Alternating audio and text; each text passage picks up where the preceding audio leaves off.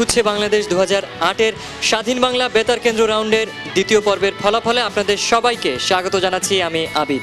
মিনা শাহরিয়ার আবেদ 2005-এ NTV আয়োজিত close up 1 প্রতিযোগিতার মধ্য দিয়ে আত্মপ্রকাশ। প্রথম আবির্ভাবেই সবার মন জয় করেন গলার সুর আর কাজে। শুধু রবীন্দ্রসঙ্গীত গেয়েই স্থান করে নেন সেরা 10 জনের মাঝে। পাগলা হাওয়ার বাদল দিনে পাগল আমার মন জেগে ওঠে, পাগলা হাওয়ার বাদল দিনে পাগল আমার মন জেগে ওঠে। চেনা সোনার কোন বাইরে যেখানে পথ নাই নাই রে। ক্লোজ আপ 1-এর সাথে সংশ্লিষ্ট বিজ্ঞজনরা অকপটে স্বীকার করেন আবিদের গলায় আর সুরে লুকিয়ে থাকা সম্ভাবনার কথা। শাহরিয়ারের কণ্ঠটা খুবই সুন্দর। তানপুরার সাথে যদি একটু নিয়মিত চর্চা করে আরও অনেক ভালো গাইবে। বাংলাদেশের কয়েকজন হাতে গোনা রবীন্দ্রসঙ্গীত শিল্পীর মধ্যে ভবিষ্যতে ওর নাম থাকবে বলে আমার বিশ্বাস।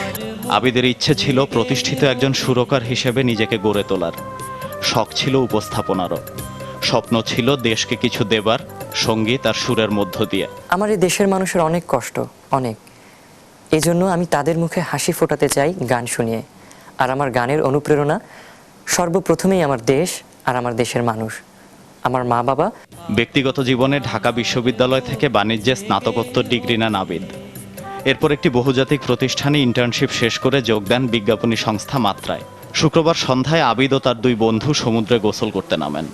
প্রবল স্রোত তাদের ভাসিয়ে নিয়ে যাবার সময় এলাকাবাসী আবিদ ও মোস্তাকিনকে উদ্ধার করে। মুমূর্ষু অবস্থায় দুজনকে কক্সবাজার সদর হাসপাতালে নেওয়া হলে চিকিৎসক তাদের মৃত ঘোষণা করেন। আশিক নামে অপরজনকে এখন উদ্ধার করা সম্ভব হয়নি।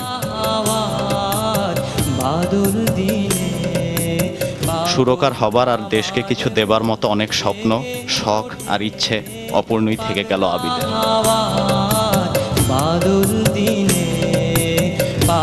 Wahidur Rahman, NTV news desk.